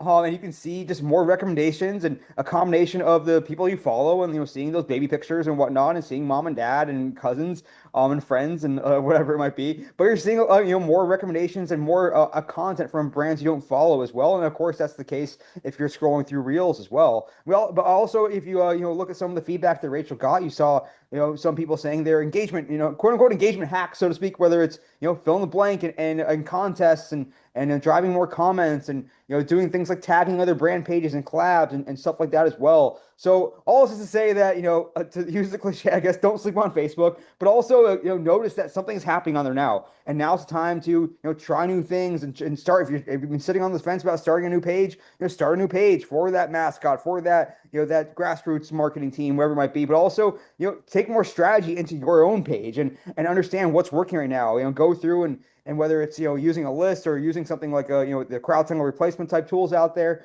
save and keep track of what's really resonating, what's working, and use that and experiment, see what's working with your fan base. See it also, depending on your goals as well, what's going to attract new fans, what's going to drive better performance for partners, all the same stuff that you would do on other social platforms, but particularly now with a little more sense of urgency because something's happening on Facebook, and that's where this episode shareable stat comes from today. So again, not a specific number, but just something to pay attention to. When Rachel Carton writes about something and has the data to back it up, especially, you better pay attention. And I can't recommend enough, being able to subscribe to her link in bio newsletter, full of information every single week. Rachel's a gift to this industry. But that's episode shareable stat. Think about it, ponder it. More importantly, stick around because more fun and content and knowledge coming from Elijah Burke of Dirty Mo Media. Right back to this episode of Shareable Stat, and I'm joined once again by Elijah Burke. He is the head of social for Dirty Mo Media. Elijah, you kicked ass, you led every lap, you won every stage. Are you now ready to do some pit stops? Heck yeah, we got a pit for fuel and Number one, tires. this will be a good one. Maybe you'll break some hearts with this one. Number one, your favorite track on the NASCAR circuit. Watkins Glen, first track, home track. Love everything about it. It feels so much like home going back there. That's got your childhood heart. I mean, it's gonna be hard. It's hard to beat nostalgia and where you first fell in love with the sport. So I'll definitely give you that one for sure. What do you think like the average not necessarily average fan, I guess, but average driver would say? Average driver, probably Bristol. Yeah, People love going to Bristol for the racing aspect of it. I do love Bristol. But man, the nostalgia of Watkins Glen as a fan where you got your start, your roots is and the racing's good too. It's not like it's bad, right. but it's yeah, I love that place. Love hearing it. Number two, this would be an interesting one as well. The driver you have not worked with in your career, who you would most want to do something with. So I thought about that. Do they have to be an active driver or can they be a past driver? I'll let you be. I'll let you do retired driver. Okay. I'm probably still going to go active. I'm going to say Carson Hocevar is the lowest hanging fruit because Yeah. he understands social himself. He probably doesn't really need a social guy, but my he can do it all himself for the most part. But I think his willingness to do things like his understanding of the content side, you could give him directions and you could give him your own ideas and he'll do it well and probably have his own ideas as well that are good. Chase Briscoe, I feel like, is another one where I feel like we get along pretty well on the content side. Mhm. He's a fun personality. I think that is maybe undershown in a lot of different ways, but we could do a good job on social. I've been blessed to work with the drivers I have. I Yeah. loved working with Ross Chastain. Ryan Priest was literally you tell him what to do, he'll do it. Busher's been great. Brad bought into our ideas. Every driver I worked with was I don't have any bad experiences, which is great because I know people have had bad experiences with motorsports drivers across the world. So, but yeah, definitely a host of our Briscoe I think could be two that we could do some damage with. Maybe Tony Stewart someday too. The childhood favorite. That would be cool. He came back to NASCAR one time. Who knows? Like my my fun thing is at Dirty Mo, there's always a guest on one of the shows. So we're gonna have other drivers come in and maybe there's a chance to do something social related with one of those drivers. Yeah. The avenues are wide open. Some fun ones there for sure, and fun to consider the possibilities. Number three, We touched on this a little bit in the interview, so you can touch on you can talk about this from either from a stereotype perspective or from what you really believe yourself. What are the similarities and differences when it comes to fans for NASCAR versus IndyCar? That's a tough question. So I watch IndyCar and I like IndyCar, and I obviously work for a team that was very involved in the championship team in IndyCar. I I kind of wrote a couple things down. I put some thought into this. Yeah. NASCAR fans, I feel, are nostalgia driven, patriotic, passionate about their driver. Will support their partners more because the partners are very identifiable, Hmm. and it's a beer and peanuts type of vibe. Hmm. The IndyCar fans are more racing purists. A lot of their hype is centered around May, 1 month versus it's kind of a year-round grind in NASCAR. Um, Probably more passionate fans about teams in IndyCar than you will in NASCAR. Like, oh, I'm a McLaren fan. I like to get asked you the Penske drivers.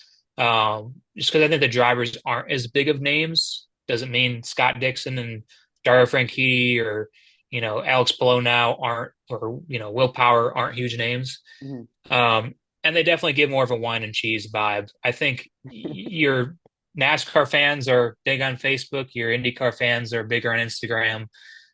Both are big on X. I don't know. It's definitely some differences, but content wise, I think a lot of the same content still appeals to both, Yeah. is how I see it. No, I appreciate the thoughtful answer. Like in my head too, I was thinking the teams versus drivers was the area that I was thinking as well. Oh, so it's super interesting to hear your response there. Oh yeah. Similarly ish, number four, the similar difference when it came to fans for Chip Ganassi Racing versus RFK. Well, so Ganassi, I worked out of the Concord location, which was only NASCAR, Hmm. and the Indy location had IMSA, IndyCar, and Extreme E at one point.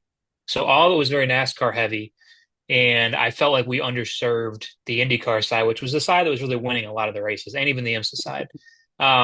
So I'll say that had a much more diverse fan base, and we did get a chance to show IndyCar or IMSA or even Extreme E, really more IndyCar and IMSA. Like it performed pretty well. Yeah. The RFK side was much more NASCAR driven, and your blue collar, fans that identify with Brad Keselowski's upbringing or Jack Roush's upbringing, or now even like Ryan Preece or Busher. So definitely very NASCAR centered versus you had, and I loved having a diverse portfolio of motorsports at Ganassi because it was fun to have all that to play into. And there were some race weekends you had four events going on. And my dream was always, can we win IndyCar and NASCAR on the same weekend? Because Penske did it all the time. When I was there, we didn't do that. We came very close, but it was fun to have all that. I like that. No, it's a really interesting shit. And I mean, we didn't even get into like talking about what it's like with those other portfolios, under CGR, IMSA and all that as well. Like super interesting to understand those circuits also. Oh Number, yeah. number five. This could be a fun one here. You may have touched on this a little bit already. The most viral clip from a Dirty Mo show, and you're understandably not you haven't been there that long yet. But what's been the most viral from your time there as far, and also the most viral post from either of the teams you worked for. So for Dirty Mo, I wrote down we had a video we cut where Dale was on, I think he was doing the Ask Junior segment, and he just basically said, like, Amy told me I should run the 500 next year. And the producer was like, oh, she's like, yeah, we're just laying next to each other in bed. And she said, you should run the 500. And he's like, what? Who are you?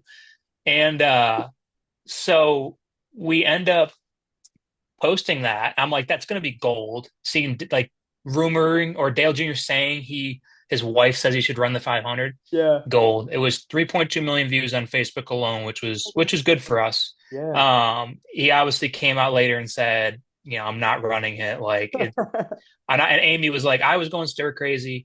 So it was fun, and that's like the fun they have with fans. Yeah. RFK, that clip I mentioned about pulling the piece of Red X Yeah. tire I out of the figured that'd car. be it. 26.2 million views was it. We had a Kings of Wine video that it may have exceeded that actually at this point. It was very close. And CGR, when TikTok first kind of came out, we had a pit stop practice video that did 8.8 million views. Whew. Again, like, did it do a lot for the company or the brand overall? No, but it also boosted our TikTok by probably 50 to 75,000 followers, which Wow. was pretty big and Yeah. helped a lot with inflating those numbers. That's awesome. I love the diversity of content too that can just pop off. That's incredible. Oh Number yeah. six, and I'm thinking about like the early days of TikTok also. Like what a time to be working in social for you with the NASCAR teams. And NASCAR being one of the first sports to come back too during the pandemic. Right around when TikTok was really blowing up was an interesting time. Oh Number yeah. six for you, Elijah. Tell me the social platform that crushes the most for NASCAR in general, not necessarily Dirty Mo, but it could be, and also the platform that you think has the biggest upside for y'all. Yeah, I think Facebook is where it crushes the most. Interesting. Facebook, when you can get a video to take off, it really takes off on Facebook. And most of Facebook's existed longer than Twitter and Instagram, so your followings are usually a little bit higher, Yeah. and your demographic is skewed closer to what your NASCAR audience would be. So I just think if you can post anything nostalgic, or even people are willing to watch that content because the attention span's a little longer with the older demographic. I just think some stuff that wouldn't normally perform on an Instagram or a TikTok will perform there, and we have seen that. Mhm. Instagram, I think, has the biggest upside though, because that's where everyone kind of lives now. That's like the relevant platform. It used to be like your friend group would live conversing on Twitter, Yeah. and then it switched to Instagram, and now it's really Instagram. Like, I don't really talk with anyone on Twitter outside of like the racing industry. Mhm. But I keep up with my family and my friends and the happenings on Instagram, and Right. doom scrolling reels, right? And that whole deal. And I think that has the biggest upside. How strong is the NASCAR audience on Reddit? It's pretty good. I'd say, like, not often do you see a Reddit post in the NASCAR community get over like 1,000 upvotes, at least Okay. when they average it out, 1,000 upvotes. So it's not the biggest community in the world, but it is an important community. And the fact that it's anonymous most of the time, right? People give their true thoughts there. Right.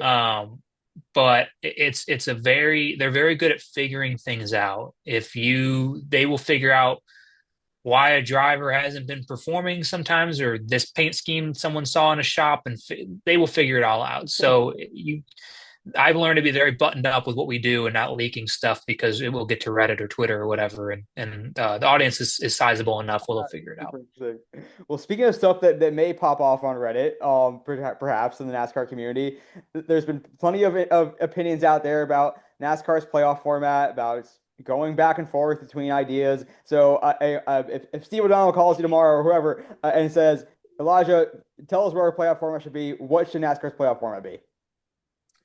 I really like what they have now. I think they nailed on the head to compromise for everyone. What if I was in charge? I would still make it a 36 race season, but leave the points as they are now. I like the bonus for winning. I would also take away stage breaks for plate tracks or super speedways and road courses. Mhm. So still award the points, but I think that still factors into it a little bit, because you don't now know when the caution's coming out. We're already bunched up at super speedways, and we just ruined the pit strategy at road courses, in my opinion, that way. So, but I like it. Like, I just wish your race in February still matters now as you get down to the end of the year with this format, but I wish there wasn't a reset for anyone. I don't believe there should be a reset, but I know why it's important, and I'm okay with it. Yeah. But I just think it should be comprised of, or compiled of, the entire season. Totally. It makes sense, especially in those terms. Like you want something. I'm sure the sport overall, like they want something that fans can understand really easily and not have to like ask questions. And you want something that's going to make every race matter, but Hmm. also kind of peak and have a peak at the end a little bit without making it too much of like a top or a an end of season heavy format as well. It's a tough thing, but I think it's in a decent spot as you said. So like we'll obviously Yeah. that postseason. Yeah. All right, last time for our food question. I always enjoy the food questions. So tell me, back where you grew up, tell me the best meal to get in kind of that Rochester, upstate New York area, and also the best meal you've had at a track. Oh, in Rochester, it's got to be a garbage plate. That's what we're known for. I'd probably go to Stevie T's and that's in the Greece area where I grew up and order a hamburger plate, with mac salad, home fries, put some onions, ketchup, mustard, hot sauce on it. That's more like a midnight or after meal. If I'm eating something in the middle of the day, it's probably a Wegman sub. And I know it's not a local place mom and pop's own, but I love a Danny's favorite Wegman sub on everything bread or even the buffalo chicken. But that's my go-to. It never lets me down. The best meal at a racetrack, man. The one I remember is having what was called a Glen dog when the Glen had Cheez-It as a title sponsor and Yancey's Fancy. I think they still activate with them, maybe. But they had this hot dog that was like, I don't know, it was probably $11. And it was like a pretzel bun and it had like Cheez-It crumbles on top and Mhm. Yancey's Fancy cheese. And I just remember that because it was something different. It was the Yeah, Salines hot dog too, because it's a Rochester brand that sponsored the racetrack. That's my best meal at a track. We as a team would usually get meals catered through a chef, yeah. and the victory steaks, they usually make a steak the week after you won as like, oh, congrats. And that was always a good meal because Oh, you I didn't bet. normally have steak as an option. But Yeah, also you're eating steak at the racetrack on the go. It's not like you're sitting down, with a knife right, and fork. You kind of I just put a fork and just munch on the thing, if I'm being honest, trying to scarf it down before the next activity. right. Um, that's probably what I remember the most is good at track meals. Is there a track that it really stands out among whether the like NASCAR fan base as like this is the best food in NASCAR, this is the best like most novel or famous food in NASCAR? The Martinsville hot dog Yeah, for sure. that's what I was getting at. Yeah, yeah, I like the Martinsville hot dog too. A lot of people don't. It does not make you feel good after you have four of them in a day, especially if you eat them for breakfast. But man, there's something about them that get them all the way. Everything on it, I will eat a lot of them. But I know I shouldn't. Some good food options there for sure. And now number nine, we're going off the food plate. Tell me at Dirty Mo the most important KPIs that you all track. Like what are those like top line KPIs day to day or week to week or month to month that you're looking at? And if and what tech tools do you use to track everything, or is it just the native platforms themselves? Yeah, I'll say my boss, Colby, she'll tell you she's a nerd about the metrics and she loves them and then like eats, sleeps, and breathes them, which I love because I want to get there too. I don't understand every single intricate detail of like the YouTube metrics like she does. She is very talented and knowledgeable about that. What I will say on my side is I think viewership is really big, right? On the YouTube videos for the long forms is big. You want to drive people there. That's probably the most important overall. But I think having Facebook, viewership very high on the reels is good. Um, Sends on Instagram, I Yeah, think, are still very big. That's a metric that I look at a lot. Comments on Instagram are very big. Quote tweets on tweets are very big because you just increase your impressions, increase probably the conversation around that post. I think is very big.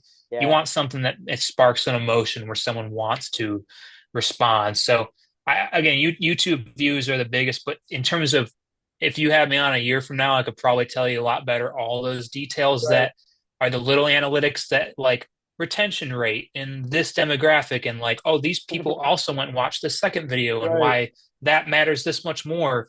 Um, my boss is very understanding of all that, and I want to get to that level. But we're just not there yet. We're working on the other Getting there. social stuff. So we're getting there. If you know off the top of your head, or if you don't, it's fine. Like, what is a good retention rate on YouTube? Like, what's a good and I mean, there's a difference between, I guess, like completion rates and whatever 50% completion. Like, if you're looking for this is where we want to be. This is our benchmark for retention. Like, what should that be for in general? I want to say that I've looked into this just a little bit, so I'm not going to have the best answer on this. But what I've noticed is like if we have an hour and a half, full interview that goes up, I feel like people watching in the 30 to 40-minute range is usually pretty good. Like that's the average retention. Yeah, They watched enough to understand, the stories or where they're intrigued enough to stick around for more than just, this is 5 minutes in and I get what I want. I'm right. gonna leave, which I feel like when I scroll YouTube and I watch a long form video, I'm throwing it on my TV. I Yeah, think one of the metrics too is like my boss was showing me is people who watch on their phones versus watch on a computer versus watch on a TV. And I can identify because before I worked there, I would watch the Dirty Mo podcast on my TV. I'd throw on the Dale Jr. download and just listen to an interview, yeah, or listen to what they had to say about the race. And I think a lot of people do that. And that's why the video aspect is very important. And, just that's where you're sitting down in a theatric setting, right? Like oh, you're ready to sit down for an extended period yeah. of A time lean back, and like you watch are now. something. A lean back setting. Exactly. So yeah, I'm again, if we do this again in a year, somehow I'll have a better understanding of what a good retention rate is. But from what I've seen, I feel like they've watched for over a third to maybe halfway of it is probably strong. Yeah. Well, it's a good time now, I think, as the quote unquote older demographics that may be that for whom some of your content may be appealing, like they're starting to learn how to watch YouTube on their TVs. And so Yeah, they can get there now as well. 100%. All right, Lodge, let's get out of here. Last question, maybe the hardest question. I'm going to force you to go on the record here. The 2026 NASCAR champion will be blank. Oh man, at this point, it's looking like Tyler Reddick. I will say, gosh, I think Chase Briscoe can do it. I think that team they need help to get into the playoffs right now, but they're going to turn it around. They've had some bad luck. They are him and James Small are a great combination. They really popped off second half of last year. I Yeah. think when they start hitting things in the summer months, you're going to see them do well. Made the championship for last year. Like I think they can do it. There we go. We got it on the record here. Go put your Kalshi bet on or your futures bet on. Dude, no betting advice. All right, Lodge, you kicked ass in the pit stop segment. It's now your chance to take over the podcast and tell us your all-star follow. It can be a podcast or a Twitter follow, Instagram follow, a newsletter. Just tell us who they are and why they're following. Yeah, my number one is always going to be NASCAR Chasm on Twitter, and Classic. he is classic. He's what inspired me from day one. He still kicks butt, honestly, on his posts, even with the changing demands of social. Um, I'll also say, obviously, you got to follow at Dirty Mo Media. Yeah. Myself is at Elijah Whosoever. NASCAR Chasm is still the GOAT. I really do enjoy a lot of the stuff that the NASCAR account is putting out on Instagram now. They've gotten really meme and trend savvy. Hmm. If you're just wanting to get into NASCAR, they understand how to appeal to all the audiences right now. They have a really strong team. Trying to think of other good follow. We have some personalities at Dirty Mo. I'll plug, but I would follow them anyway. Uh, Bozy Tatarvik, I think is how you pronounce his last name. Bozy is very knowledgeable about explaining and breaking the technical side down of all things racing. They just got him to do some stuff for our Overdrive channel. He's been building up that stuff for a while. He's pretty good. I love that. And if you're not watching racing now and you just want to understand race updates or news, Bob Pockris or Jeff Cluck Yeah. is your one-stop shop for that stuff. I would plug them too. I think they've been around longer than I've been doing NASCAR social media, and it's great to see what the career they've made for themselves. Some great shouts there. And yes, follow Elijah, follow at Dirty Mo Media across their platforms. They have a great bunch of shows. Just cannot thank you enough for coming on the podcast today, Elijah. Just really schooled us on all things NASCAR, NASCAR social, content strategy, what you do now at Dirty Mo. Just tremendous information and insight, and really appreciate you spending some time with us today. Yeah, thank you, Neil. I appreciate you having me on. Thank you for all the great questions. This is really fun to be part of, and I don't get to talk like this with too many people that are that interested in what I'm able to do, but it was really fun for me. So I appreciate you having me on. It's a true honor. Just an awesome, awesome interview today with Elijah Burke, head of social for Dirty Mo Media. Check out all the great shows on Dirty Mo. It really is something for everybody, whether you are a diehard NASCAR fan or not. You will find some great storytelling, great interviews, great content overall. And as Elijah mentioned, they also, if you are a NASCAR fan, they have the best in the business doing it. You know, whether it's Dale Jr. or, of course, Jeff Gluck and Jordan Bianchi after the races as well with the teardown. Just tons of good stuff, and just really overall, just I cannot thank Elijah enough for coming on the podcast today because he has so much good knowledge. I learned a ton today, asked so many questions, as you could tell in the interview. I was enthralled. And just really thank Elijah for coming on today, and appreciate him coming on and sharing some of his knowledge, wisdom, and insight with us. But that'll do it for this episode of the Digital and Social Media Sports Podcast. Thanks again for listening, watching, downloading, etc. As always, follow me, your host, Neil Horowitz, on LinkedIn, as well as on Twitter and JH287. Find the podcast on dsmsports.net, and of course, subscribe to the podcast from whichever podcast platform is your favorite. Until next time, this is Neil Horowitz signing off, the Digital and Social Media Sports Podcast.